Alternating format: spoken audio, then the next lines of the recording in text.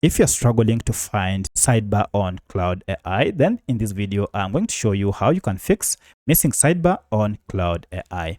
Without the sidebar, it will be hard for you to navigate and even find previous charts or use more functions on your Claude AI. If this video helps, please like and subscribe to this channel.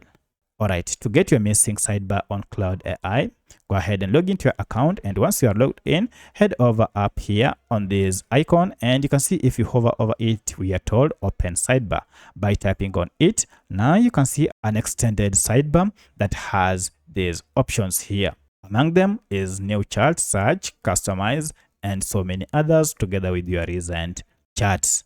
So you can always minimize and maximize the sidebar by just toggling this sidebar icon here. So that's how you can find missing sidebar on Claude AI. If you have any other question, kindly let me know in the comment section. Otherwise, thanks for watching, and let's meet in the next video.